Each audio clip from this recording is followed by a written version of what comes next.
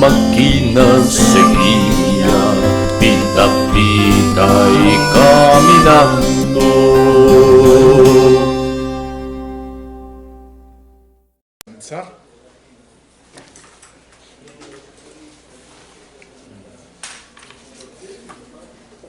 La vez pasada habíamos analizado con detenimiento la manera en que Marx presenta por vez primera en la Mesera de la Filosofía el tema de la dictadura del proletariado y luego cómo la perfecciona y también la resume, la puntualiza en el manifiesto del Partido Comunista. Y entonces habíamos descubierto pues, varios aspectos importantes que comúnmente no se señalan de la dictadura del proletariado y que pues de alguna manera tenemos una visión distorsionada acerca de su significado frente al que pudimos reconstruir. De hecho, sucedió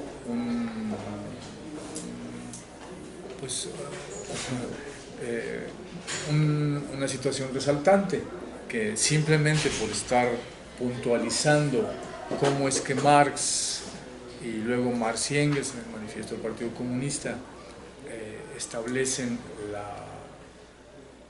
la exposición de la dictadura del proletariado y observando cuál es su lógica, cómo está argumentada,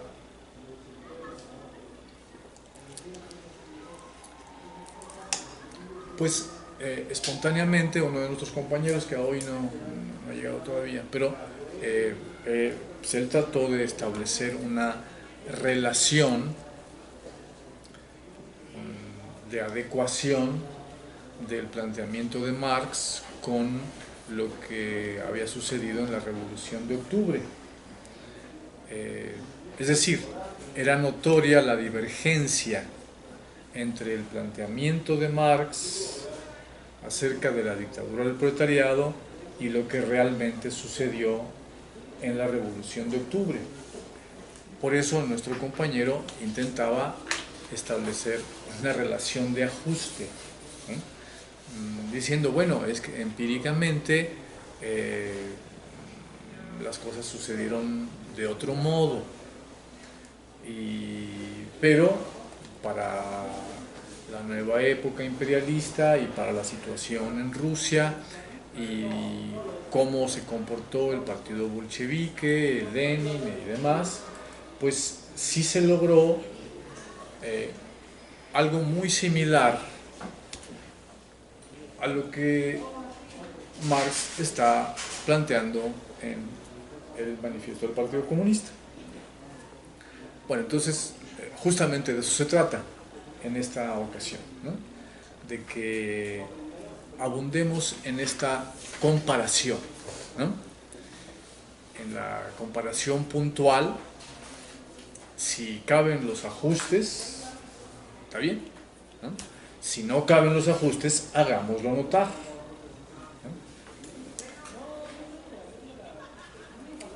¿no? Subrayemos todas las divergencias que están involucradas.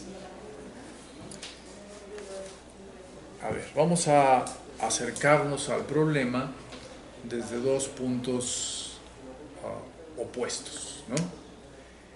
El primero ya lo tenemos avanzado, que es una remisión al pasado, una remisión a la teoría, a un pensamiento de Marx y Engels acerca de la dictadura del proletariado, etcétera, etcétera. Es decir, el socialismo, el comunismo, pero en principio sobre la dictadura del proletariado.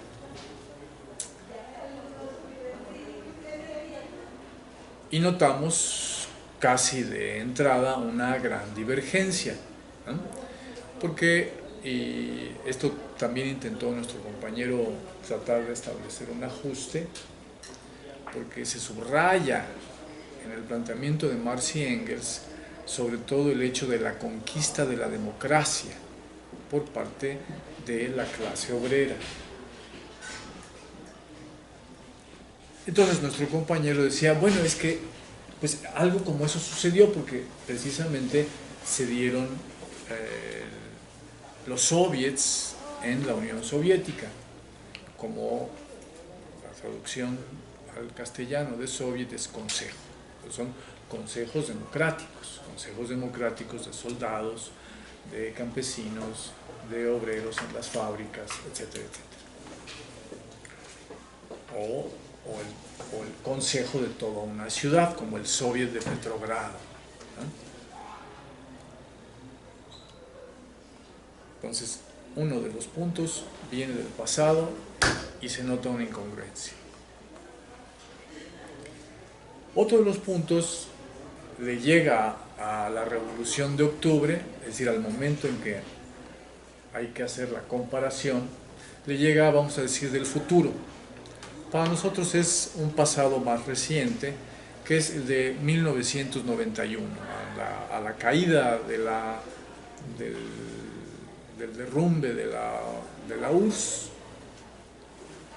Francis Fukuyama publica un libro que se llama El fin de la historia y el último hombre, haciendo alusión a un tema de Hegel y un tema de Federico Nietzsche, el del último hombre y el del fin de la historia en el caso de Hegel. El fin de la historia como una especie de culminación de la historia. Para sugerir que en el 1991, y precisamente con la caída de la Unión Soviética y del bloque socialista, llegábamos al fin de la historia o culminación de la historia, Fukuyama establece una ecuación que es la que nos interesa, ¿no? La ecuación entre URSS igual socialismo. URSS igual socialismo igual Karl Marx, ¿no? Entonces, si cayó la URSS, cayó el socialismo, cayó Marx. Ese es lo importante de esta ecuación falaz. ¿No?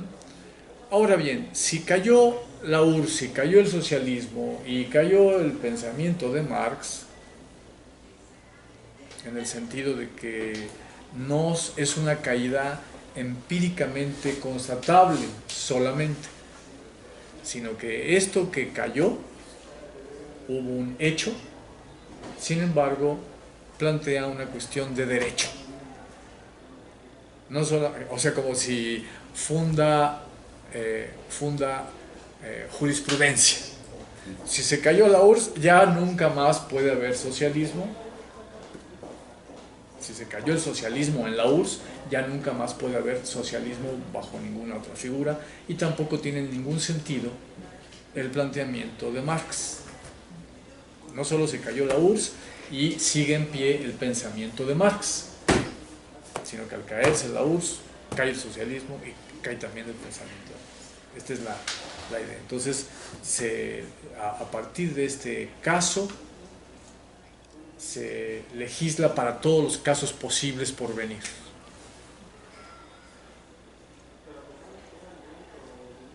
Entonces dice, bueno, entonces no tiene sentido.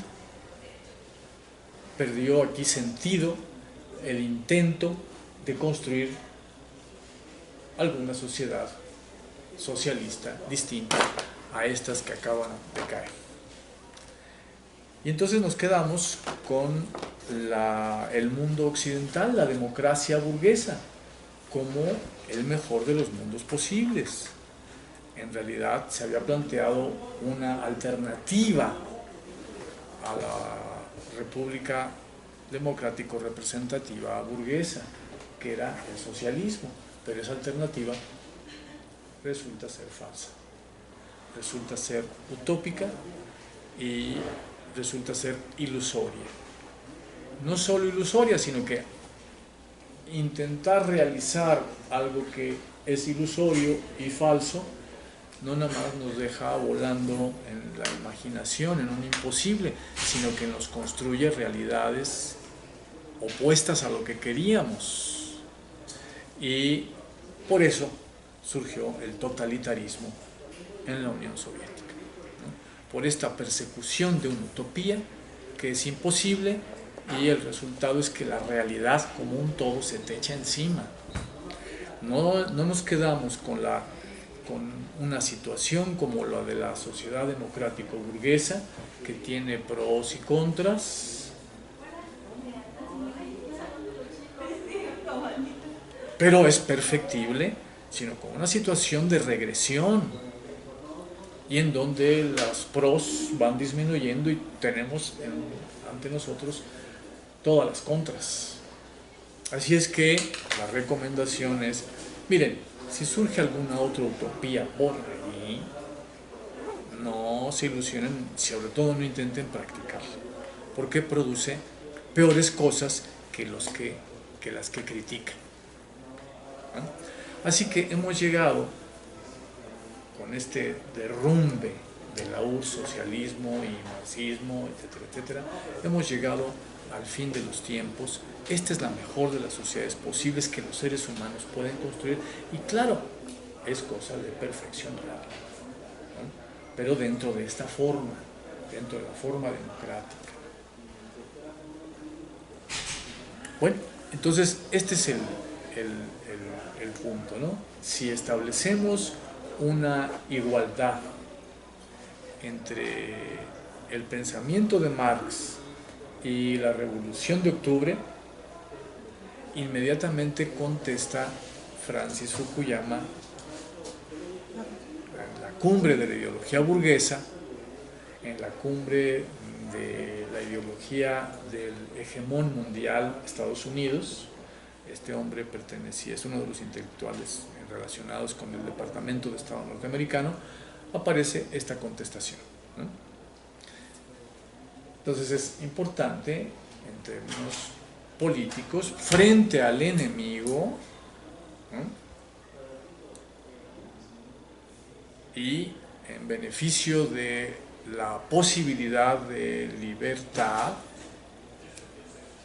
más allá de la sociedad burguesa, más allá de la explotación del proletariado por el capital, pues es necesario tratar de observar la diferencia, no caer en la ecuación falaz. Claro que se puede descomponer la ecuación totalitaria que intentó establecer Francis Fukuyama. O sea, Francis Fukuyama dice: la URSS igual Marx. Aquí van muchas ecuaciones falaces, no solamente esta, que le están incluidas. Va incluida URSS igual socialismo igual Marx, como dijimos antes, pero también va incluida URSS igual Stalin igual socialismo igual Marx, Stalin igual Marx, Stalin igual Lenin, Lenin igual Marx, por tanto, otra vez, Marx igual Stalin. Y como Stalin produjo el Gulag, los campos de concentración soviéticos, como signo de una sociedad totalitaria, pues Gulag igual Marx. Esta fue la manera en que en 77-78, los nuevos filósofos, especialmente André Glucksmann, plantearon la crítica a Marx, ¿no? Todavía existía la URSS. André Glucksmann era un marxista muy bien formado, maoísta, pero le pareció que había habido una grave degeneración de lo que se había querido hacer en la URSS, y pues no podía sino sacar las consecuencias, no solo políticas, sino también teóricas. Y entonces llegó a la ecuación Marx igual Gulag, que incluye todas las demás que acabamos de plantear, ¿no? Entonces, esta es una ecuación totalitaria, ¿no? Y que es muy benéfica a la ideología burguesa. Muy bien, pero está formada por varias, entonces podría contestarse parcialmente, ¿no? Diciendo, sí, la URSS igual a Stalin, y eso se cayó. Por tanto, queda en pie Lenin y queda en pie Marx y queda en pie el socialismo. Nada más se hundió la URSS y Stalin. O se puede decir, otra vertiente puede decir, sí, la conexión entre Stalin y Lenin es muy fuerte. Y la URSS igual Stalin, igual Lenin, pero queda en pie el socialismo y queda en pie Marx, ¿sí? Se puede ir por partes. O se puede decir, Marx y Lenin, en realidad sí hay una ecuación entre ambos, y en la Revolución de Octubre sí hubo una dictadura del proletariado, pero posteriormente, por las vicisitudes de la guerra, por las vicisitudes de la contrarrevolución en Rusia, por las vicisitudes de la lucha del poder entre Stalin y Trotsky a la muerte de Lenin, precisamente también por la muerte de Lenin, pues las cosas fueron degenerando y de una dictadura del proletariado pasamos a una dictadura contra el proletariado y pues en lugar de socialismo tuvimos otra cosa, pero eso ya sucedió con Stalin, ¿sí? Entonces tendríamos la salida de que la Revolución de Octubre sí fue una dictadura del proletariado, pero la sociedad rusa después de esta revolución, sobre todo después de 1924, después de la muerte de Lenin,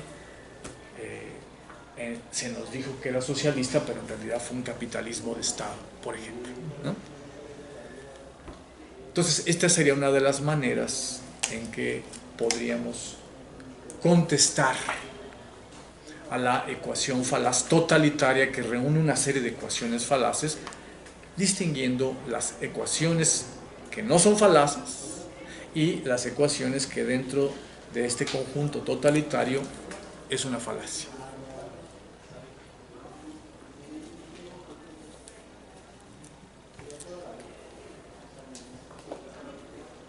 Bien, pero si retomamos de nueva cuenta el extremo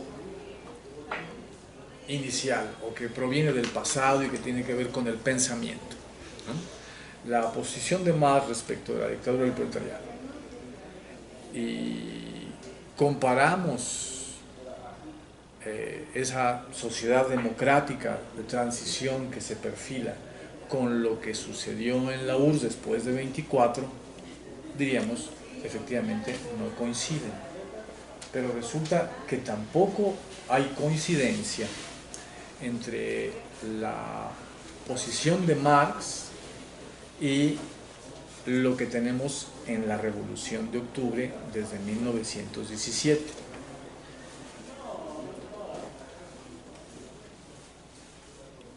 Y ni siquiera tenemos coincidencia entre lo que planteó Marx acerca de la dictadura del proletariado, tanto en la Misa de la Filosofía como en el Manifiesto y en otros textos, con lo que nos ofrece Lenin en El Estado y la Revolución, libro de junio de 1917. Es decir, antes de la toma del Palacio de Invierno en octubre de 1917, Lenin trata de aclararse las cosas y de aclararlas para un público más vasto, en qué consiste propiamente el socialismo, el comunismo, y en qué consiste la dictadura del proletariado, el próximo paso que puede dar la revolución, ¿no? Entonces es un libro realmente muy importante. Bueno, entonces tenemos estas dos afirmaciones que vamos a tratar de fundamental en esta sesión, ¿no? Vamos a tratar de fundamentar en la comparación entre el planteamiento de Marx acerca de la dictadura del proletariado y lo que realmente sucedió en la Revolución de Octubre y lo que planteó Lenin en el Estado y la Revolución, cómo no hay coincidencia. Así que eso significaría para la crítica a la ideología burguesa, que plantea una ecuación totalitaria entre caída de la URSS, caída del socialismo y anulación de Marx, y finalmente llega a resumir su planteamiento entre Marx igual Gulag, significaría que la defensa parcial no es suficiente, sino que hay que revocar todas las ecuaciones falaces que están integradas en la ecuación totalitaria. No es suficiente con decir para contraargumentar a la burguesía, y bueno, contraargumentar a la burguesía no es lo más importante. Lo más importante efectivamente es que el proletariado, que la humanidad encuentre un auténtico camino de liberación, porque ese es el sentido de la contraargumentación a la burguesía. No es tanto contraargumentarle al enemigo, sino que tú encuentres, diseñes, tengas una táctica y una estrategia correcta, adecuada para tu autoliberación. Eso. Entonces, justamente por eso entonces es que vale la pena radicalizar la crítica a la ecuación falaz, no solamente estableciendo la crítica parcial. Digamos, sí es cierto que URSS y Stalin cayeron y que eso no es el socialismo, pero no es cierto que la Revolución de Octubre no haya sido una dictadura del proletariado que podía haber construido el socialismo, algo totalmente distinto a lo que fue la URSS y Stalin. Y por supuesto, la URSS, la Revolución de Octubre y Lenin no es igual al Gulag, y tampoco Marx es igual al Gulag, pero sí hay una ecuación sostenible entre Marx, Lenin y la Revolución de Octubre. Esta posición no es suficiente. Sería bueno, pero no es suficiente. Bien, entonces vamos a tratar de ir por partes.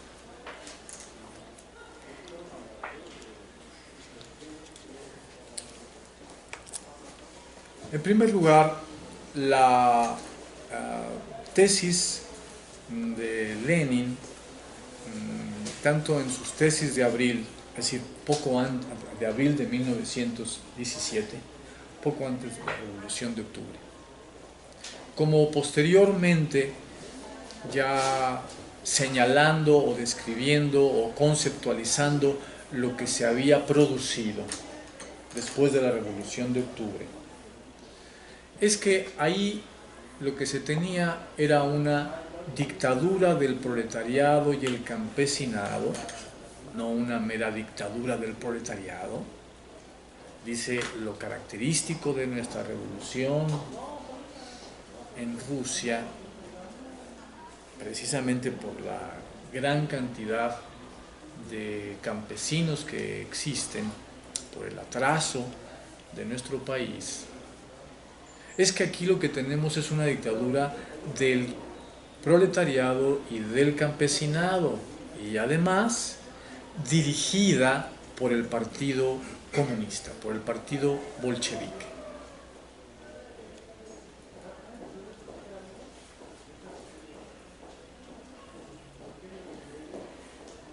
Bueno, entonces,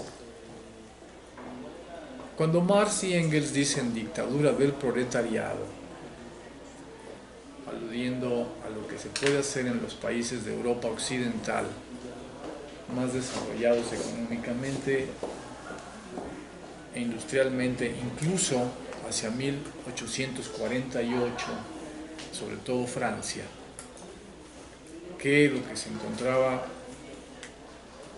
de cómo se encontraba Rusia hacia 1917. Pero vemos el programa de medidas particulares, vemos que se trata en realidad de una alianza entre el proletariado y el campesinado, y está dirigida por el proletariado, ¿no? O si se quiere, por su partido, ¿no? Entonces esto se parece, dicen dictadura del proletariado, pero en realidad es una dictadura del proletariado y del campesinado, análogamente a lo que tendríamos posteriormente en Rusia. No obstante que el libro de Marx y Engels se llama El Manifiesto del Partido Comunista, al momento de hacer la formulación de en qué consiste de la dictadura del proletariado, la insistencia de Marx y Engels es en que se trata de la conquista de la democracia por la clase proletaria, ¿ah?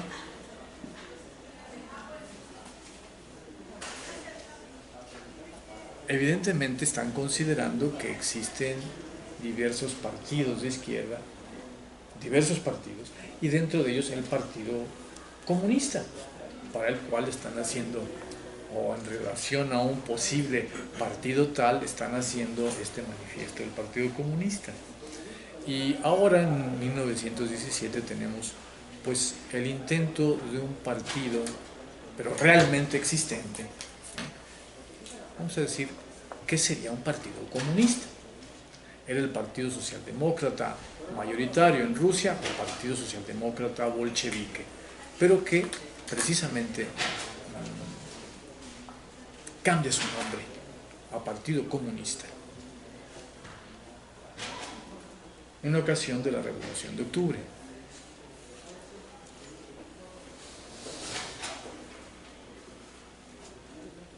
Así que lo que tenemos es que la formulación puede ser similar: dictadura del proletariado en el caso de Marx, y Engels, explicitando sus contenidos, implicaría dictadura del proletariado en alianza con el campesinado contra la burguesía. Y esto implicaría la presencia de un partido que dirigiera las acciones, un partido de tipo comunista. Dicho explícitamente por Lenin, como intenta describir la situación en Rusia, es como dictadura del proletariado y del campesinado,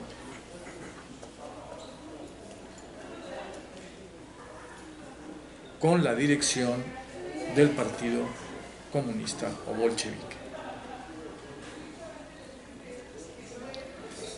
Aunque la formulación podríamos llevarla hasta el punto de adecuarla, ¿no? El acento que Marx y Engels ponen en la democracia de la clase,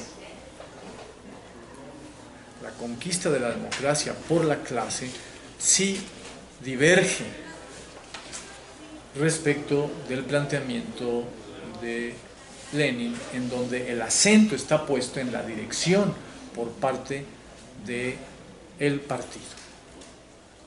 Claro, es un partido bolchevique, es una vanguardia comunista, una vanguardia proletaria, pero en realidad tiene que demostrar que lo es, no simplemente tiene que decirlo, ¿verdad? No tiene que solo formularlo.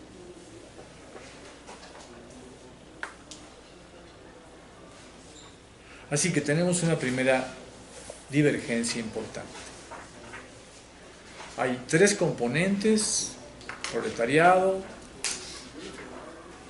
campesinado, Partido Comunista, tanto en la formulación de Marx, de modo implícito, como en la formulación de Lenin, explícitamente, pero la ponderación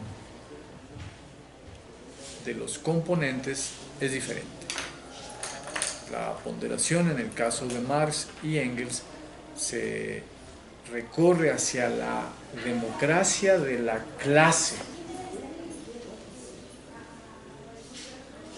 mientras que en el caso de Lenin el acento se pone en la dirección del Partido Comunista, que tiene una voluntad proletaria, que tiene una voluntad democrática, que tiene una voluntad liberadora, pero no deja de ser diferente el partido respecto de la clase, la vanguardia de la clase respecto de la clase misma.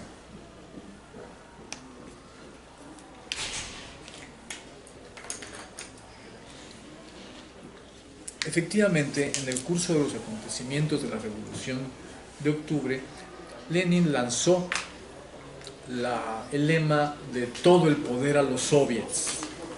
Así que tendríamos a la clase obrera, también a la campesina, organizadas democráticamente en consejos, en soviets. Y tendríamos al partido bolchevique tratando de establecer una articulación entre estos soviets, estos consejos democráticos y su propia dirección de los acontecimientos.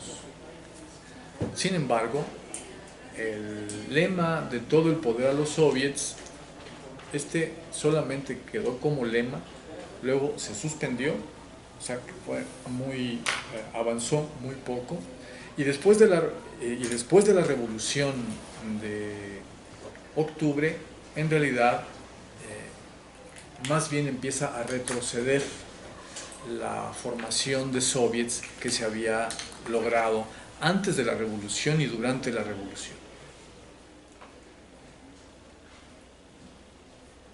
Con lo que nos quedamos en que el proletariado y el campesinado están relativamente desorganizados y el Partido Comunista establece la alianza, la articulación entre ambos.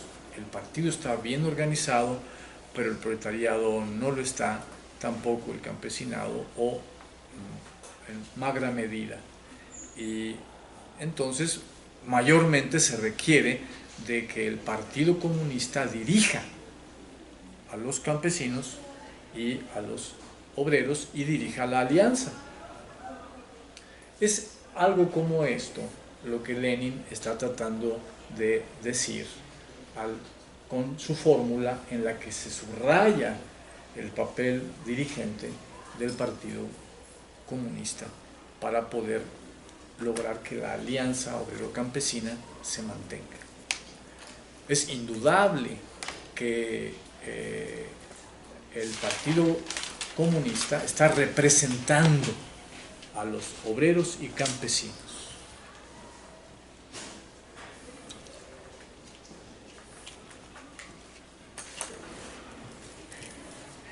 Sobre todo en el momento de la Revolución de Octubre.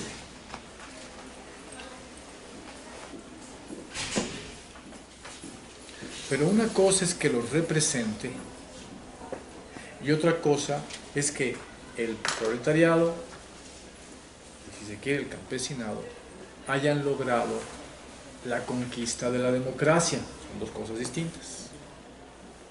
Y Marx y Engels subrayan que en esto consiste propiamente la dictadura del proletariado, en que la clase, en cuanto tal, conquiste la democracia. No solo que tenga unos representantes democráticos. Esta es una democracia representativa, pero la clase en cuanto tal directamente no está ejerciendo su soberanía democrática.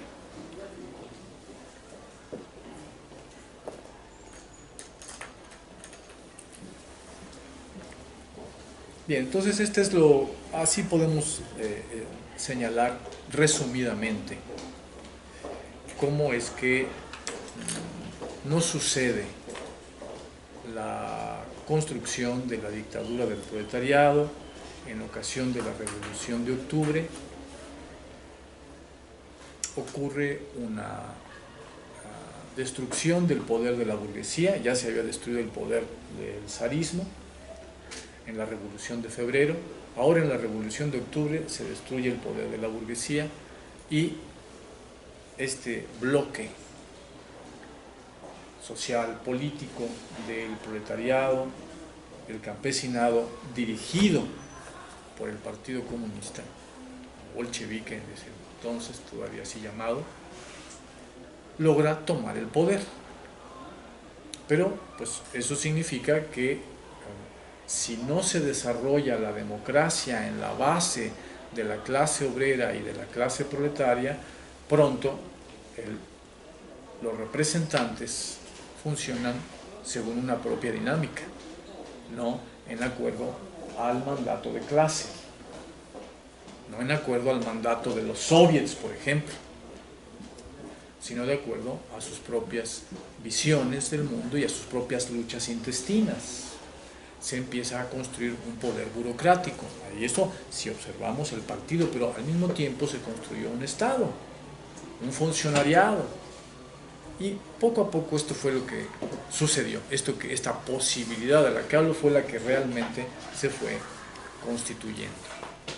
Tanto la burocracia del Estado como la burocracia del partido se fueron independizando de la base del partido y el partido en su conjunto respecto del proletariado y el campesinado. Esto sucede en forma ya después de 1922. Viene sucediendo, es un proceso continuo y se presentan una serie de eventos en donde los marinos de Kronstadt en 1921, que fueron decisivos para la toma del Palacio de Invierno, aliándose con el partido bolchevique para poder destruir el poder de la burguesía, fueron sin embargo reprimidos sangrientamente por el Ejército Rojo. Hay una contradicción entre las bases democráticas organizadas de la clase proletaria y la dirección del partido bolchevique, que está representando al resto de la clase proletaria y al resto del campesinado. Y luego, poco después, bueno, más o menos simultáneamente y luego con secuelas posteriores, el gran enfrentamiento del Ejército Rojo contra el movimiento democrático campesino de cientos de miles de campesinos ucranianos dirigidos por Néstor Magno. Son nombres que ustedes pueden rastrear, pueden buscar sus libros, pueden buscar notas en internet, etc. Que tenían una organización democrático-comunista anarquista. Y entonces hay un enfrentamiento igualmente sangriento, donde se vuelven a notar la contradicción entre la clase y el partido, entre la clase y la burocracia que está intentando dirigir la revolución en representación de la clase obrera y de la clase campesina. Es una contradicción interna fuerte. Posteriormente habrá levantamientos pequeños y cada vez un poder burocrático del partido y un poder burocrático del Estado cada vez más fuerte. Muere Lenin y este poder empieza a crecer a pasos agigantados y con mayor rapidez, sobre todo después del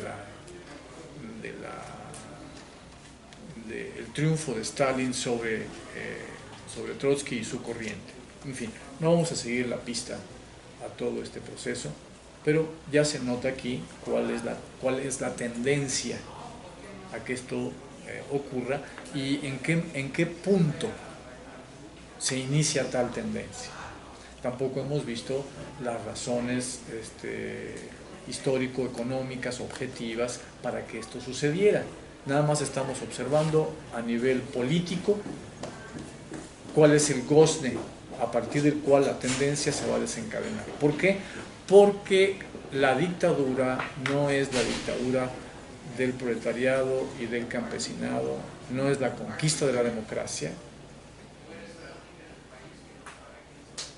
sino que es la dictadura del partido como forma transitoria de representar a la clase proletaria y a la clase campesina. Y si no se logra establecer que la propia clase se organice de forma democrática, la clase obrera no puede ejercer su poder, no puede ejercer su dictadura. Y esto precisamente fue lo que sucedió. Por eso es que no puede ejercerla el proletariado y el campesinado, la dictadura o el nuevo dominio lo ejerce la burocracia del partido y la burocracia del Estado. Claro, en contra del poder de la burguesía. Este sí fue destruido.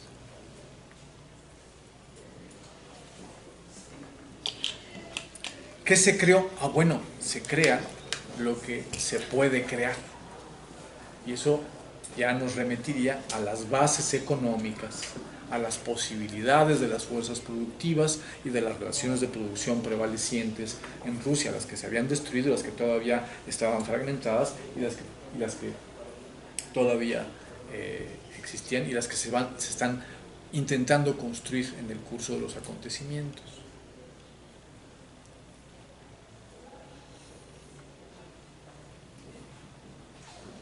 Eso significa que lo que se pudo reconstituir es un dominio de tipo capitalista. ¿Por qué de tipo capitalista?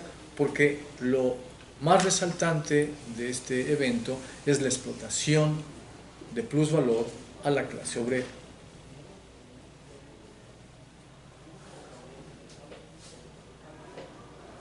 Esto es decisivo para la caracterización de un modo de producción. Y eso no se logró desarticular.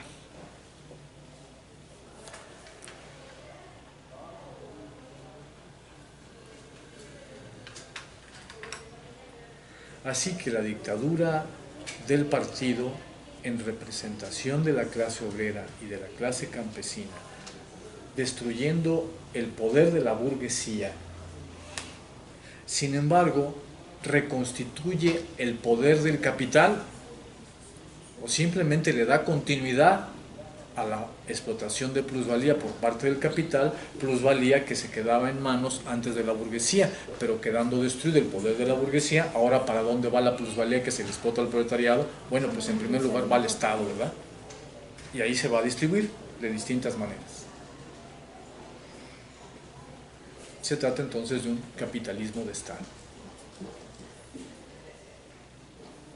La burguesía queda destruida, pero una burocracia estatal, partidaria, está ejerciendo, es la personificación colectiva de esta relación capitalista de explotación del proletariado.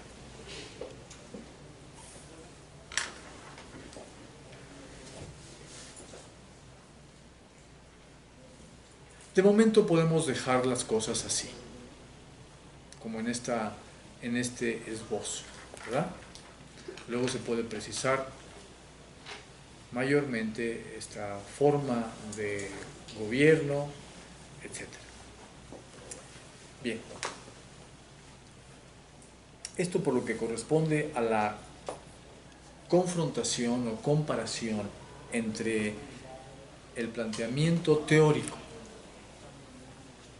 dictadura del proletariado en Marx y Engels, y lo que ocurrió en la Revolución de Octubre realmente, una comparación entre pensamiento y una presunta realización. No fue una realización, es un intento de realización, ¿no? Un intento con muy buenas intenciones, con mucho esfuerzo, pero bueno, la realidad no siempre se deja, ¿no? Hay de por medio la realidad en cuanto tal, como un todo, y luego de por medio están enemigos de clase formidables, que se oponen a que lo hagas. enemigos dentro de Rusia, enemigos fuera de Rusia, etc. El resultado de esta confrontación entre enemigos y quienes quieren llevar a cabo la revolución comunista en Rusia, la dictadura del proletariado en particular, y cómo se opone la propia realidad económica, más allá de las determinaciones de clase, sino por su escasez relativa de producción de riqueza, de desarrollo de fuerzas productivas, etc. El resultado es no la dictadura del proletariado, la conquista de la democracia, sino la dictadura del partido y Estado, burocratizada, y luego como expresión de la explotación capitalista, ¿no? Como capitalismo de Estado. Pero vayamos con más detenimiento a observar la manera en que difiere el planteamiento teórico de Marx y Engels de la dictadura del proletariado respecto del planteamiento teórico del propio Lenin en El Estado y la Revolución. El Estado y la Revolución es un libro importantísimo para el marxismo. Ya decíamos que es el intento de Lenin de aclararse el tema decisivo de la revolución, la relación entre el Estado y la revolución, el poder concentrado de la burguesía y el movimiento que intenta destruir al poder de la burguesía y por tanto de su Estado. El subtítulo del libro es La doctrina marxista del Estado y las tareas del proletariado en la revolución.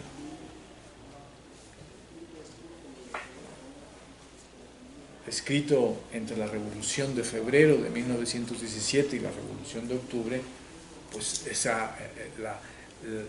la intervención teórica de Lenin en este momento es simultáneamente una intervención política, ¿no? De aclaramiento, de desarrollo de la conciencia de clase revolucionaria para las masas que están con las armas en la mano.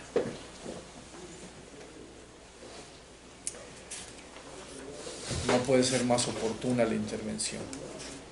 Pero también es oportuna en términos más profundos o menos coyunturales, porque las distintas intervenciones de Marx y Engels sobre el tema del Estado y la revolución,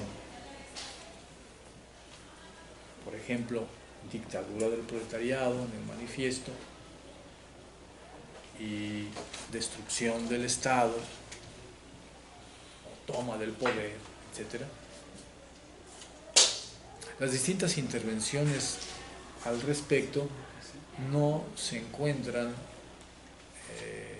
sistematizadas por Marx y Engels en un libro que se llamara El Estado y la Revolución.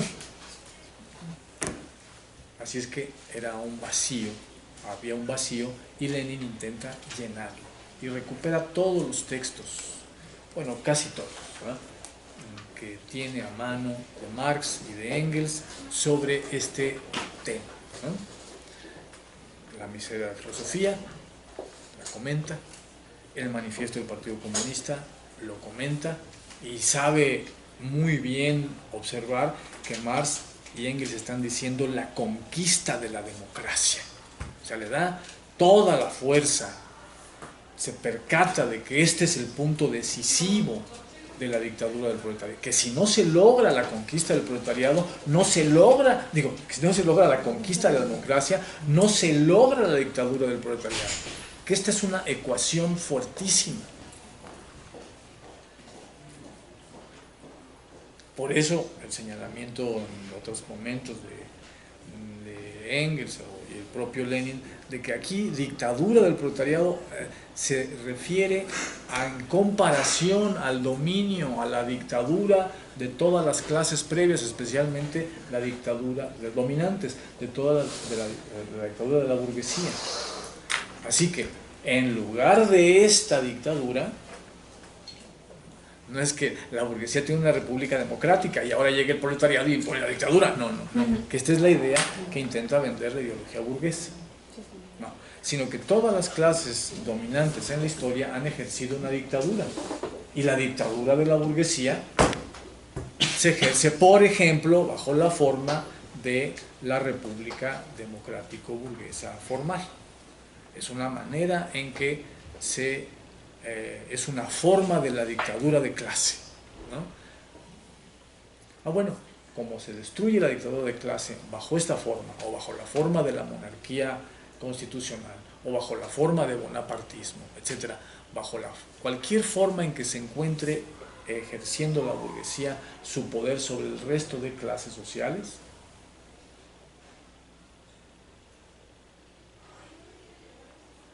el proletariado intenta destruir este dominio y ejerce el suyo. Bueno, ¿y en qué consiste su dominio? El dominio de las restantes clases está allí para explotar el excedente económico a las clases sometidas. Especialmente el dominio de la burguesía existe para garantizar la explotación de plusvalor a la clase obrera. Y entonces el dominio del proletariado, la dictadura del proletariado, ¿para qué está allí? ¿A quién va a explotar? No, entonces no se trata de eso. La analogía solo es formal, pero ya cambia directamente el contenido. El contenido primero, no positivo, sino el contenido, vamos a decir, negativo de la dictadura del proletariado, o contra quién se ejerce esa dictadura, es contra la burguesía, para que ya no explote plusvalor, o para limitar la explotación de plusvalor, para acotarla, para restringirla. Nada más explotas en este espacio, pero todo este otro espacio queda ganado ya sin explotación por parte de la burguesía. Y para que no te extiendas. Para eso es que se ejerce la dictadura del proletariado. Por eso es que su expresión directa, positiva, no es contra quién, sino, bueno, ¿y qué sentido tiene esta dictadura para el proletariado? Es la conquista de la democracia por parte de la clase. Que toda la clase ejerza democráticamente su poder para amarrarle las manos a la burguesía. Para que ya no siga creciendo su explotación, para que ya no explote en toda una zona y para que se quede limitada la zona de explotación. Y de preferencia, paulatinamente o progresivamente, llegar al punto de abolir completamente la explotación de la clase burguesa sobre el proletariado. Este es el sentido, el contenido de la dictadura del proletariado. Porque este es su contenido, la forma en que se expresa es necesariamente la democracia de clase. Bueno, entonces Lenin sabe ver muy bien este argumento, esta ecuación y lo que está implicando. Pero también recupera los textos de la lucha de clases en Francia o el 18 Brumario de Luis Bonaparte.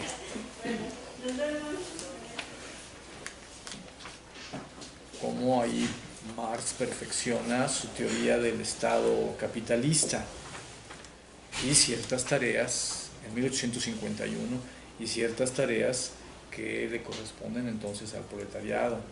Y posteriormente Lenin recupera los textos de la Comuna de París de 1871-72. Entonces no solamente aquí hay una teoría de la dictadura del proletariado, del socialismo, del comunismo, sino ahora hay una experiencia concreta de lucha y de toma del poder por el proletariado durante 3 meses en la revolución que tuvo lugar la guerra civil en Francia, se llama así el texto de Marx, ¿no? Para conmemorar los eventos de la Comuna de París y que le permiten no redondear completamente la idea de dictadura del proletariado, pero sí llenarla de diversos contenidos. Entonces Lenin recupera estos textos y luego recupera los textos de 1875, en donde Marx critica el programa del Partido Socialdemócrata Alemán en el intento en que los eisenhowianos se intentan fusionar con la otra parte de los socialistas alemanes, los lasallanos, y en ocasión de esta fusión formulan un programa de lucha, un programa socialista o socialdemócrata, ¿no? Y el programa de Erfurt, perdón, el programa de Gotha. Y entonces Marx critica este programa de Gotha, ¿no? Critica el programa y entonces ahí puntualiza la dictadura del proletariado y sobre todo puntualiza en qué consistiría la primera y la segunda fase de la construcción de la sociedad futura. La primera fase se la ha denominado como socialista y la segunda fase se la ha denominado como comunista.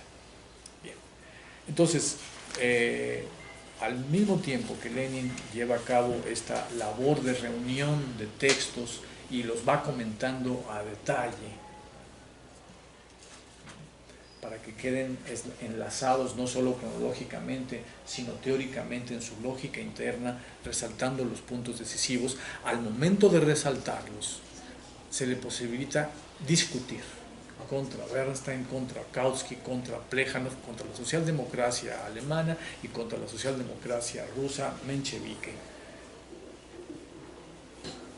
De manera que va entresacando las tareas del proletariado, así como reza el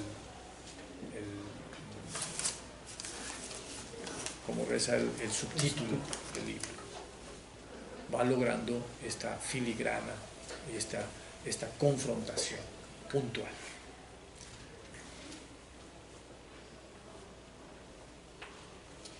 Bueno, no debemos solamente observar que es muy pertinente políticamente la intervención de Lenin entre febrero y octubre, esta intervención teórica, y no solamente mostrar que está llenando un vacío, sino que Lenin sí tiene un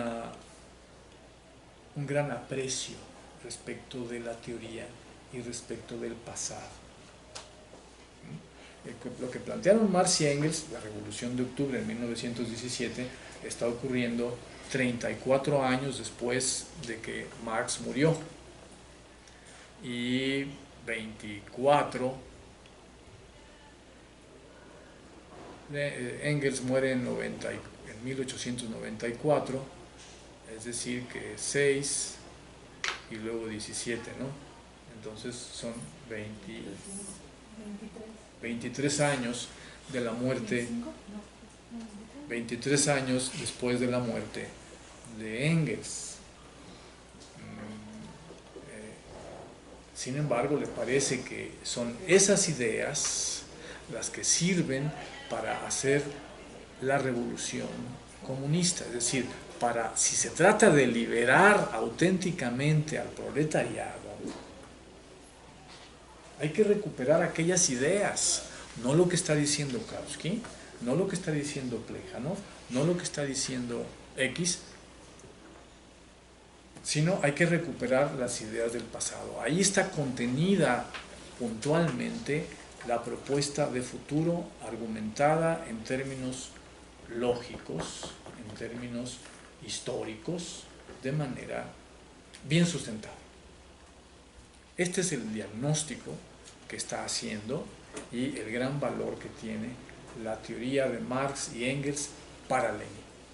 Entonces, es justamente lo que estamos tratando de hacer más de un siglo después, ¿verdad? Si de veras se quiere hacer la revolución comunista, si de veras importa la liberación del proletariado y de la humanidad actualmente, después de tantas confusiones, después de tantas contradicciones que ha habido en el siglo XX y a nivel de la ideología contemporánea, es muy importante recuperar, no la realidad, no, los pensamientos. ¿Qué se dijo? Si se lo dijo mal, pues ahí está el problema. Pero si se lo dijo bien, cuidado. Eso también es decisivo. ¿Por qué? Porque la realidad, no obstante ser tan pesada, pues la puedes evaluar de muchas maneras y te puedes equivocar al evaluarla. Ahí está la empiria, ahí está la realidad con la fuerza de los hechos, pero ¿qué sentido tiene para el presente? ¿Qué sentido tiene para el futuro? No lo sé. Todavía no lo he analizado adecuadamente. En cambio, la teoría, si está bien sustentada, lógicamente, adecuadamente articulada con la realidad, tiene una gran fuerza para ese momento, pero también para después. Esto es lo que está poniendo en juego Lenin al tratar de dedicar en los momentos más álgidos de la revolución entre febrero y octubre, dedicarse a esta labor teórica. Le parece que es políticamente, prácticamente decisivo, que si esto no se hace, entonces todo se puede desviar, se puede descarrilar o no ocurrir como se quiera. Bien, entonces, pues a nosotros, más que interesarnos de inmediato el ajustar la realidad a la teoría, al revés, el ajustar la teoría a la realidad, el hacerla coincidir, ¿no? Lo que dijeron Marx y Engels respecto a la dictadura del proletariado fue lo que se hizo en la Revolución de Octubre. Bueno, esto es lo que dice sobre todo Stalin. Esta no es la posición de Lenin. También hay que notarlo. Lenin hasta 1922 dice que han construido un capitalismo de Estado, que la dictadura del proletariado y el campesinado dirigida por el partido bolchevique, esa es la forma de poder, hasta este momento ha logrado construir un capitalismo de Estado. Bueno, se trataría de que mediante esa dictadura, con esa fuerza popular, tratar de avanzar hasta construir una sociedad socialista, ¿no? Supongamos, y que haya una dictadura perfeccionada del proletariado y el campesinado, en donde realmente haya la democracia, ¿verdad? Eso no lo está diciendo, pero lo añadimos, ¿no? En puntos suspensivos. O sea, que está reconociendo que lo que habían construido era un capitalismo de Estado. Mientras que Stalin decreta a partir de 1928-29, en una polémica con otras corrientes, decreta que el socialismo ya existe en un solo país.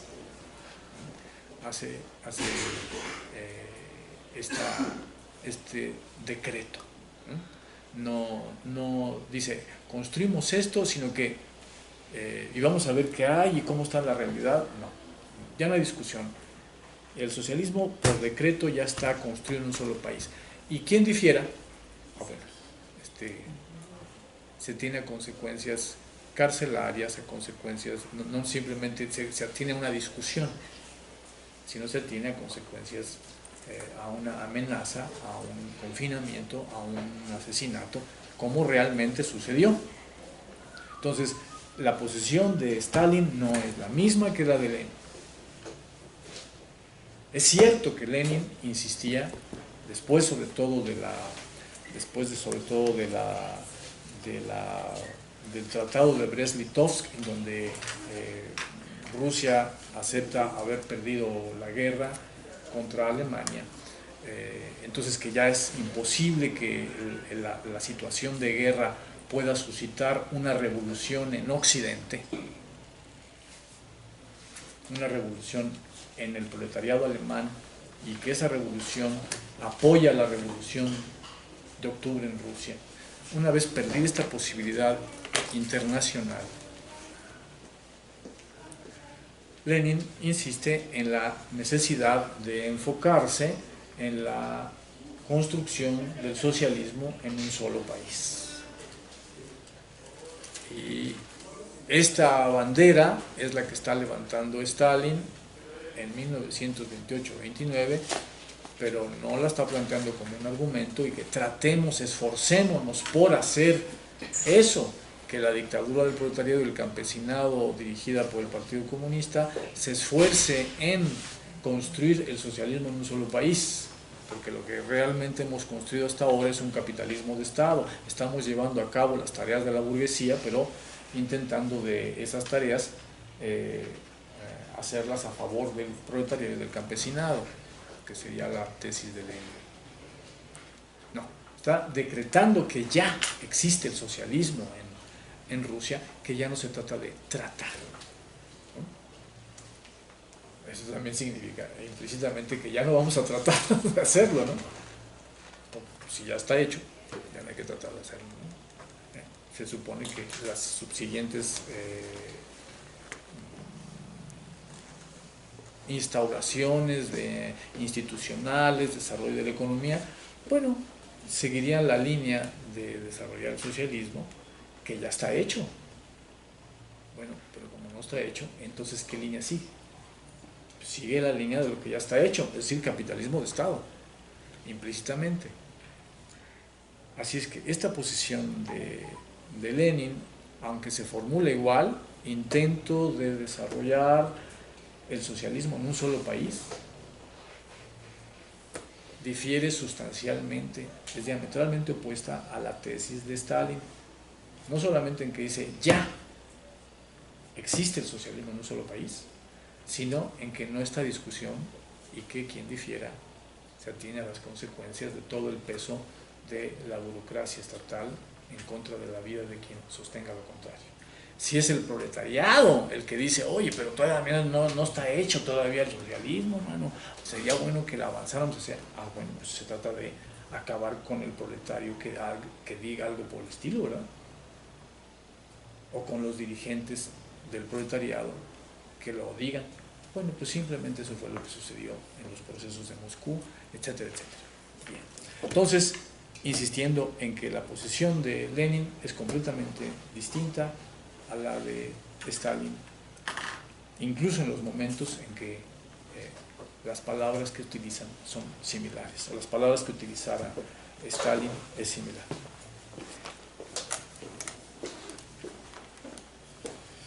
Bueno, a ver, vamos a fijarnos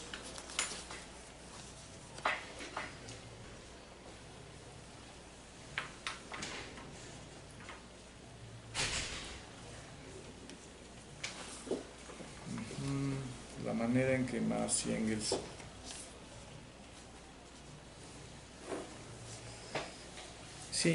en el capítulo segundo del Estado y la Revolución, que se titula El Estado y la Revolución, la experiencia de los años de 1848 a 51, Lenin comenta la miseria de la filosofía, fijándose muy bien en el carácter democrático y en la abolición del poder político propiamente dicho. O sea, un estado en extinción, ¿verdad? Y luego comenta el tema del manifiesto del Partido Comunista, subrayando el tema de la conquista de la democracia. Y también se fija en que Marx y Engels en el manifiesto, además de esta fórmula, plantean otra: el Estado, es decir, el proletariado organizado como clase dominante. Además de que lo cita, luego lo repite textualmente.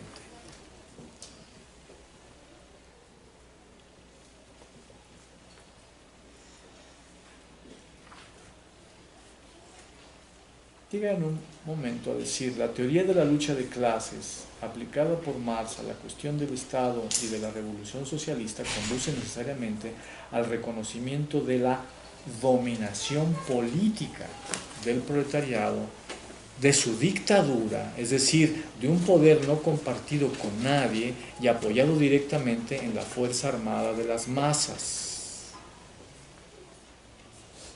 Es la necesidad del proletariado de tener esta fuerza para poder oponerse a la burguesía.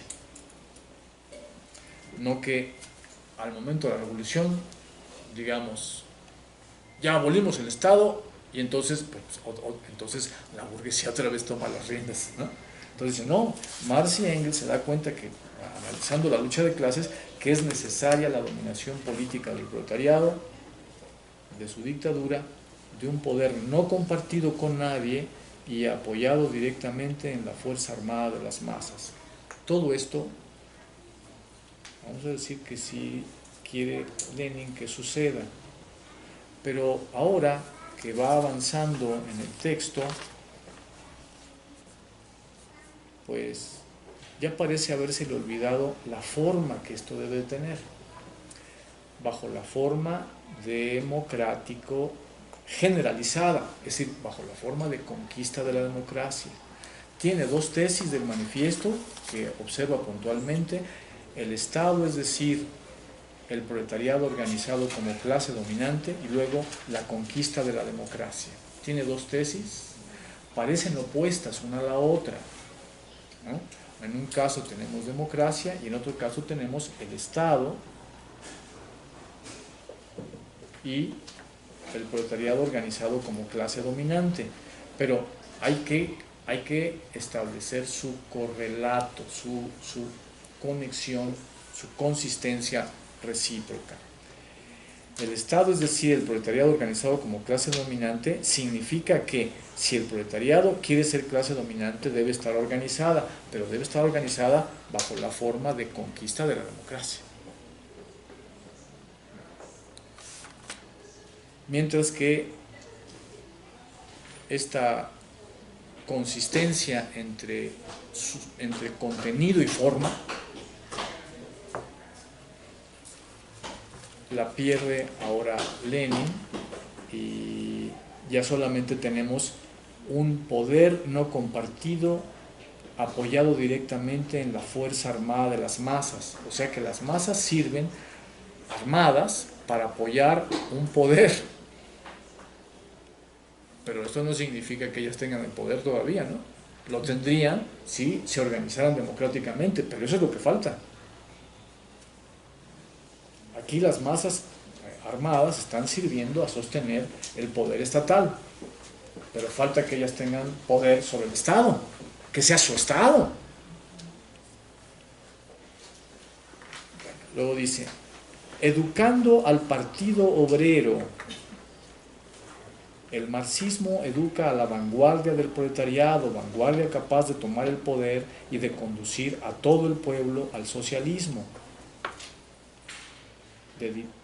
Conducir a todo el pueblo al socialismo, de dirigir y organizar el nuevo régimen, de ser el maestro, el dirigente y el jefe de todos los trabajadores y explotados en la obra de organizar su propia vida social sin la burguesía y contra la burguesía. Sí, sin la burguesía y contra la burguesía, sí. Y vanguardia del proletariado, el Partido Obrero, sí, pero falta que la clase se organice democráticamente. Aquí la clase no está organizada democráticamente, aquí la clase está con la fuerza de las armas sosteniendo al partido, que es su vanguardia, pero la propia clase carece de democracia, otra vez, ¿no? Se fijó cada vez más en el tema el Estado, es decir, el proletariado organizado como clase dominante. ¿Y cuál sería la forma en que el proletariado se organizara como clase? Si es una serie de individuos dispersos que compiten entre sí para vender su fuerza de trabajo al capital y están sin conocimientos, bueno, pues tiene que haber un destacamento organizado, inteligente, experimentado en la lucha, que es el que, en donde tenemos a la clase para sí, no la clase en sí, sino la clase para sí. Ahora, la clase para sí en Lenin se está distinguiendo respecto a la clase en sí. Parece oponerse. No es que son dos momentos de la clase y cada vez más la clase en sí se desarrolla como clase para sí, sino que la clase en sí permanece siempre como en sí y se profesionaliza la clase para sí, el partido, y luego prosigue en un movimiento autónomo. autonomizado que tiene el peligro de desligarse de la clase y luego incluso de oponerse, peligro que ocurrió. Así que de las dos propuestas del manifiesto del Partido Comunista, el Estado, es decir, el proletariado organizado como clase dominante, y la dictadura del proletariado significa la conquista de la democracia, Lenin toma las dos, pero se empieza a recorrer cada vez más hacia la forma Estado, precisamente a través de la forma partido. El partido como destacamento él es el que recoge toda la organización posible que la clase podría tener. Y la clase, que debe organizarse democráticamente, empieza a ponerse escuálida, ¿no? a perder peso, vamos a decir, ¿no? Cada vez se sustituye a la clase por el partido. Termina diciendo: se desprende de por sí mismo la conclusión de si es concebible que pueda crearse una organización semejante sin destruir previamente, sin aniquilar la máquina estatal, y eso lo va a discutir más adelante, ¿sí? Así que Lenin se queda, en definitiva, después del comentario al manifiesto y a la miseria de la filosofía, sin clase obrera organizada democráticamente. Pero hay que romper la máquina estatal, es el intento, ¿no? Con ese partido, con esas masas en armas, pero no organizadas, y la tarea es romper la máquina estatal. Y para eso va a servir ahora comentar el 18 Brumario y sobre todo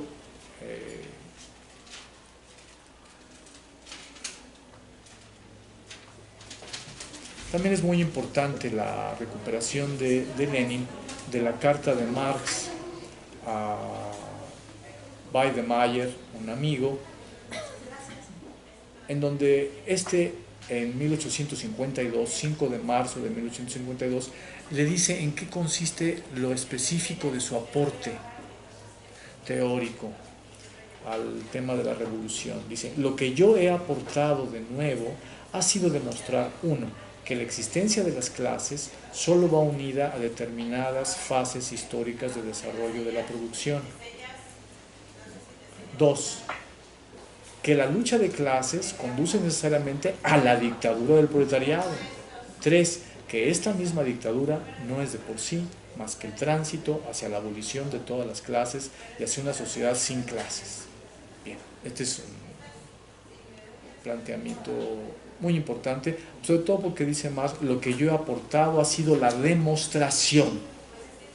O sea, por eso la pretensión de Marx y de Engels de estar proponiendo un socialismo científico, un planteamiento demostrado, no una utopía, darle una esperanza a la humanidad, que bueno dar una esperanza a la humanidad, no una figuración, sino una demostración puntual a partir del análisis del capitalismo. Entonces viene el establecimiento de la posibilidad de la sociedad sin clases, ¿no? Con una fase de transición de dictadura del proletariado. Todos estos planteamientos están muy enlazados lógicamente y condicionados por la realidad histórica del capitalismo. Es justamente esta tesis la que se expone en el manifiesto del Partido Comunista y en Miseria de la Filosofía. Solamente aquí queda planteada en su dimensión teórica general, ¿no? y la pretensión de Marx de haber demostrado.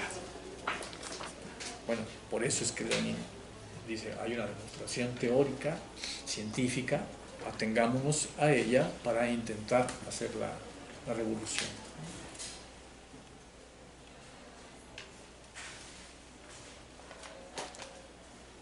Y entonces entra al capítulo tercero, el Estado y la Revolución, la experiencia de la Comuna de París de 1831, el análisis de Marx.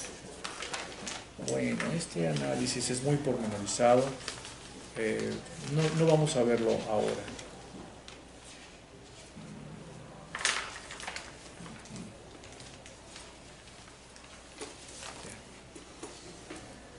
Lo vamos a saltar, lo vamos a ver en sesiones posteriores.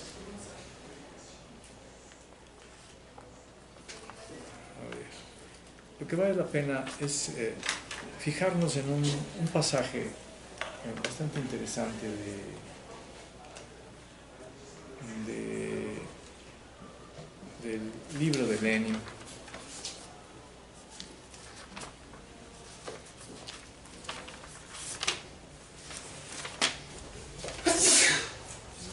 Que pertenece a este mismo capítulo tercero sobre la Comuna de París.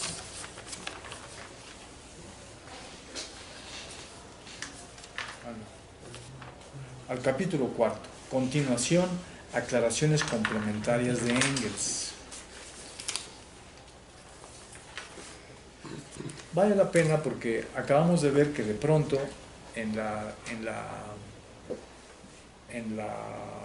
el análisis que hace Lenin de la dictadura del proletariado, tanto en el manifiesto como en la miseria de la filosofía, de pronto, aunque reconoce y con mucha fuerza el tema de la conquista de la democracia, ¿no?, poco a poco se cede, su planteamiento teórico se va inclinando más al tema de la formación de un Estado obrero y sostenido por el partido proletario, y va dejando en segundo término la organización democrática de la clase, o sea que se queda, a partir de ese momento se queda sin clase obrera democráticamente organizada.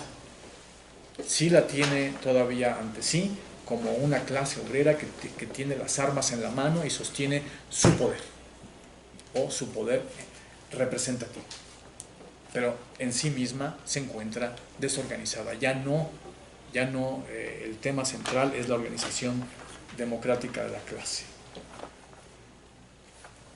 Bueno, entonces tenemos que en el capítulo cuarto dice el inciso sexto, Engels, se titula así, Engels y la superación de la democracia. A ver cómo está esta superación de la democracia, ¿no? De pronto, no hemos logrado todavía la democracia, pero Engels ya está superando la democracia. Todavía hay que conquistar la democracia, pero de pronto Engels ya supera la democracia. Esta es una cuestión muy extraña.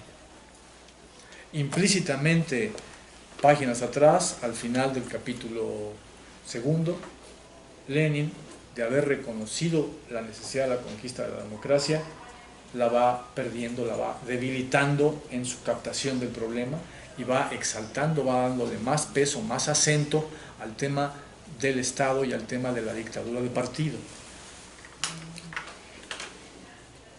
Y luego, explícitamente, en el capítulo cuarto, de pronto vemos a Engels superando la democracia. A ver, ¿cómo está esta argumentación?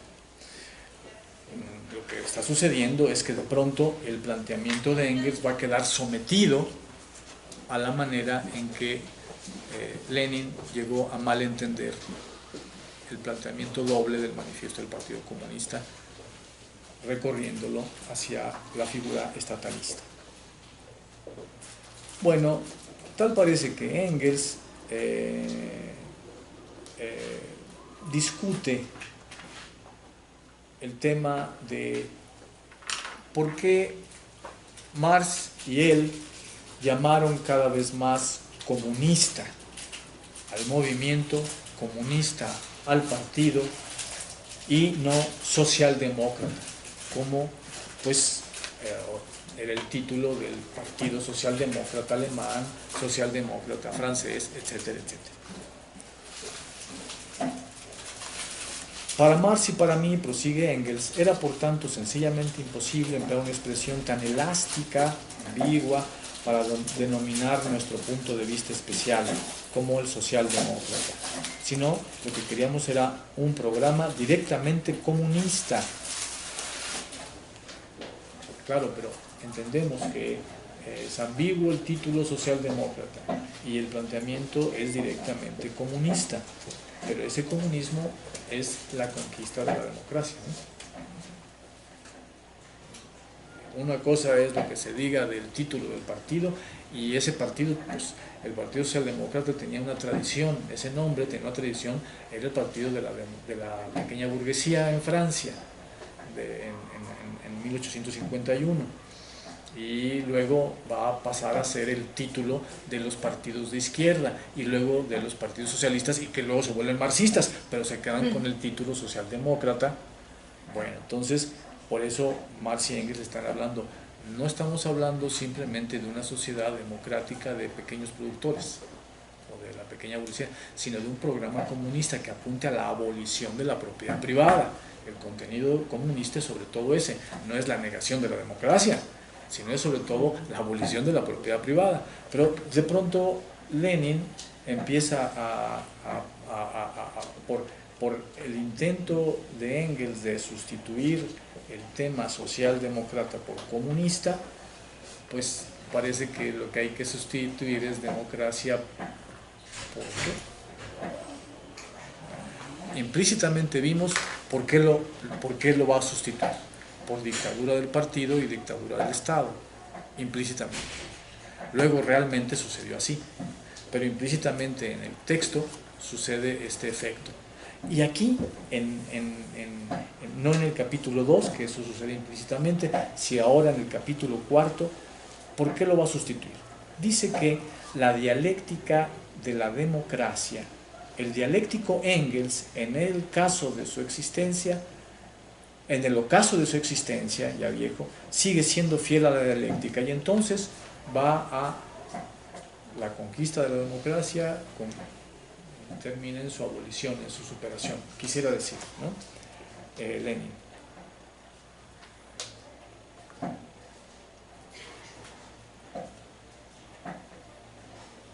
La cuestión del nombre del partido es incomparablemente menos importante que el de la posición del proletariado revolucionario con respecto al Estado. Es lo que le interesa a Lenin y pues sí también a nosotros. La destrucción del Estado es también la destrucción de la democracia, que la extinción del Estado implica la extinción de la democracia. Este paso dialéctico no parece bien sustentado, ¿no?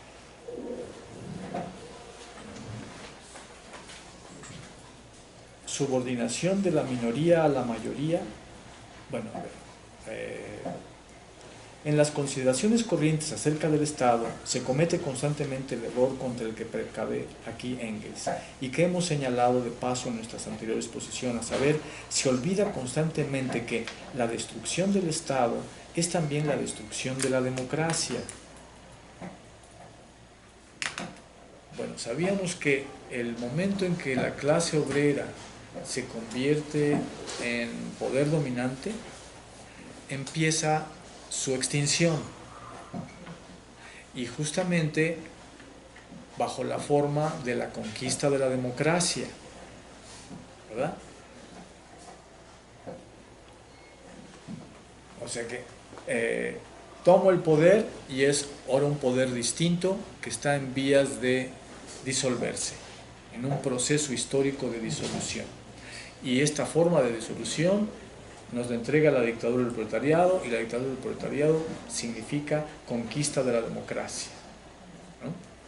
Entonces es el Estado, la forma de Estado más democrática posible que puede haber en la historia. Esa sería la dictadura del proletariado. Pero ahora Lenin, esto que es una cuestión procesual, histórica, todo lo concentra. Dice, la destrucción del Estado es también la destrucción de la democracia, que la extinción del Estado implica la extinción de la democracia. A ver, un momento. Entonces, no está hablando de la dictadura del proletariado, sino de un momento posterior. Pero, sin embargo, lo sitúa como si fuera el momento de la dictadura del proletariado, ¿no? Entendámonos. El proletariado toma el poder, no solo formalmente o de palabra, sino ya organizado como democráticamente como clase, y tiene su partido y dirigentes, todo eso, pero la clase obrera está organizada democráticamente de modo directo. No solamente hay democracia representativa, sino también hay democracia directa. Esa sería la conquista de la democracia, dicha en general. Y tenemos una dictadura del proletariado para que la burguesía no haga de las suyas y amplíe su base explotadora, sino justamente que se construye un polo obrero de competencia contra las empresas capitalistas a fin de ir ganando terreno o de ir convenciendo para que los burgueses ya dejen de explotar y se vinculen más bien a la nueva forma histórica de desarrollo, tanto por competencia como por convencimiento, veíamos la vez pasada.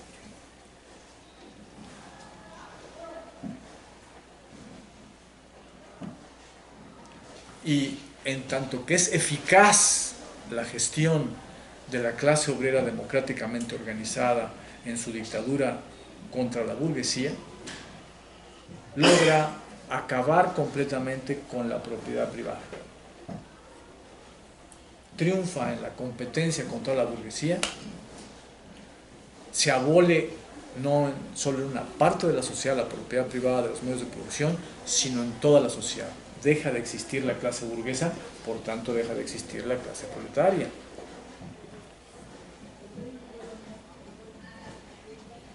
Y el Estado, como forma de opresión de una clase sobre otra, también se extingue. Ni siquiera ahora bajo la forma de opresión del proletariado contra la burguesía para amarrarle las manos, no para explotarla, sino nada más para amarrarle las manos, nada más para que no explote. A diferencia del resto de clases de la historia que han tenido su dominación de clase para explotar excedente a las clases sometidas, ¿no? Esta es una dominación de clase opuesta. Esta es para que ya no sigan explotando.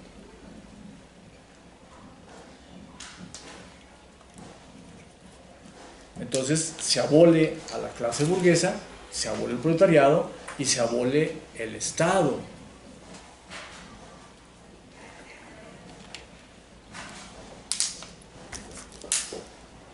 Pero esta es la sociedad socialista,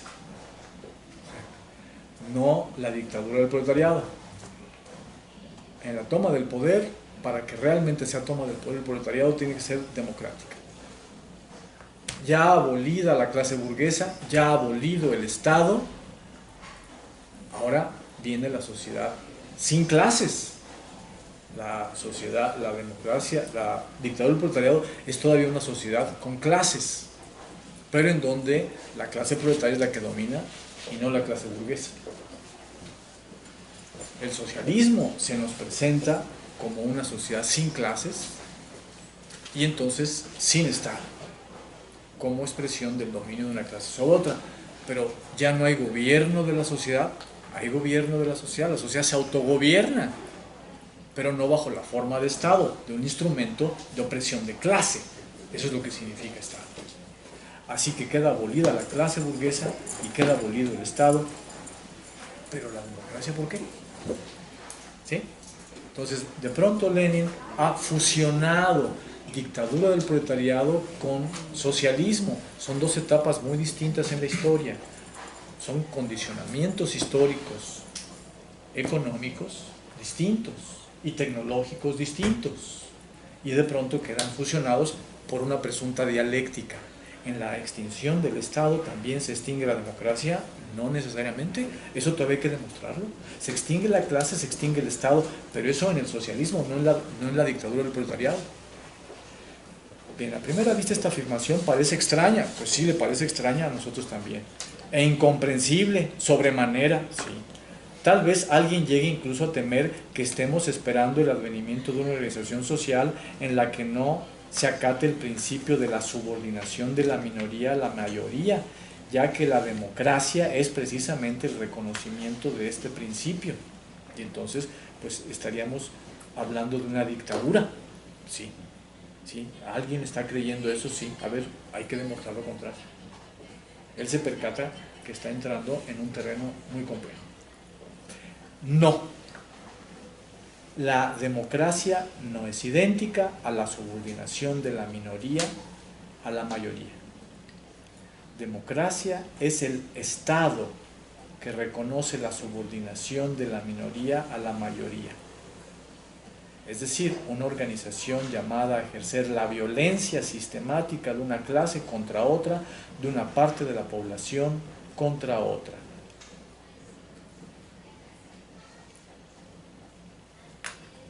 extrañamente ahora tenemos una ecuación entre democracia igual a un estado violento de una clase contra otra, si se quiere de la mayoría. Nosotros nos proponemos como meta final la destrucción del Estado, es decir, de toda violencia organizada y sistemática, de toda violencia sobre los hombres en general. No esperamos el advenimiento de un orden social en el que no se acate el principio de la subordinación de la minoría a la mayoría. Pero aspiramos al socialismo, estamos persuadidos de que éste se convertirá gradualmente en comunismo.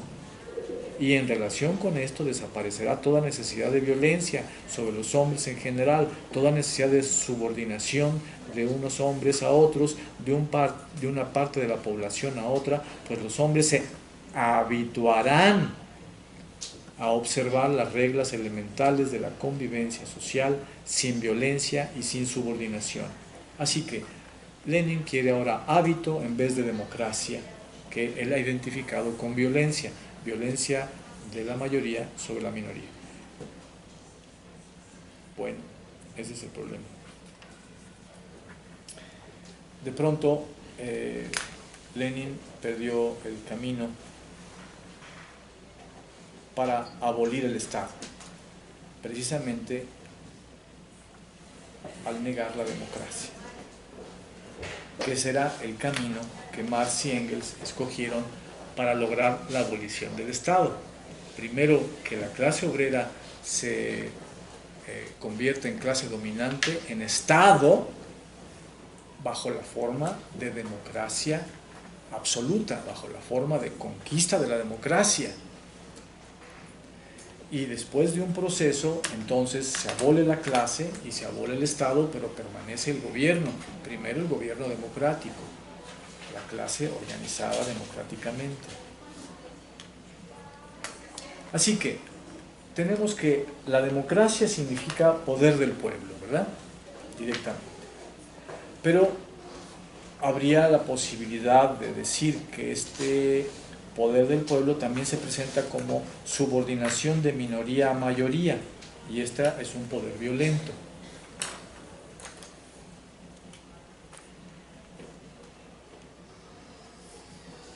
No cabe el poder del pueblo sin sometimiento de minoría a mayoría.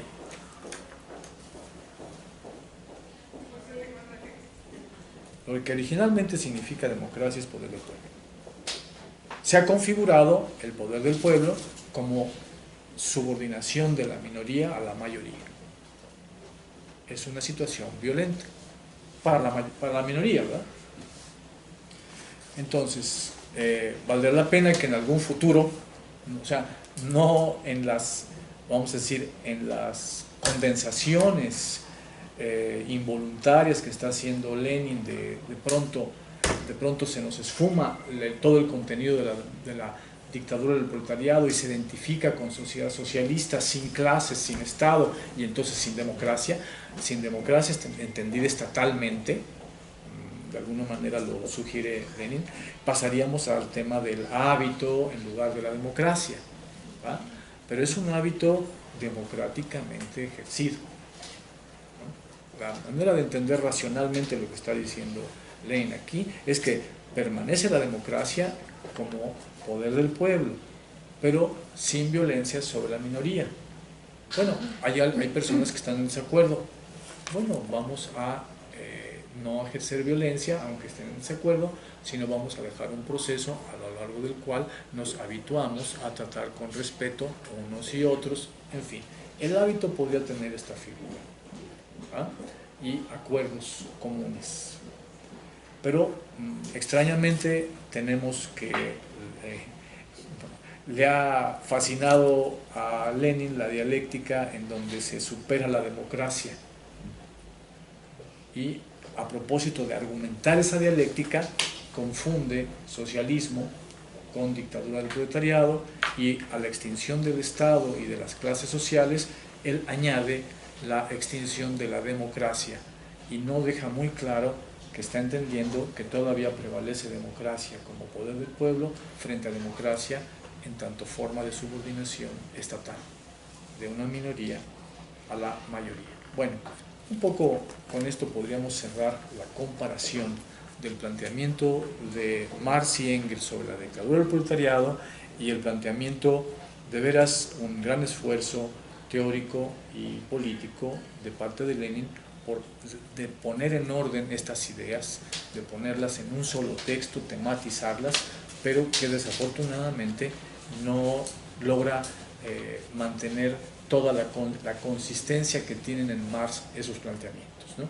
Seguramente por cómo se presentaban las tareas prácticas, veía con mucha dificultad el tema de lograr la conquista de la democracia y quiso cada vez más atenerse a la fuerza del partido de voluntad férrea y con militantes que entregaban la vida por la revolución y por el proletariado. Eso es indudable. Pero en el curso de los acontecimientos, la fuerza de las cosas va ganando a las voluntades y a las ideas, y sobre todo si las ideas no están perfectamente bien consolidadas. Y vemos que no estaban perfectamente bien consolidadas, sino muy bien presentadas, intento de consolidarlas, pero en donde caben diversas ambigüedades que se colaron. A propósito de esas ambigüedades, se coló la fuerza de las cosas, no hubo manera de oponérseles, ¿no? Bueno, vamos a dejar aquí, vamos a hacer un pequeño descanso y volvemos para discutir todo lo que acabamos de ver y seguir avanzando.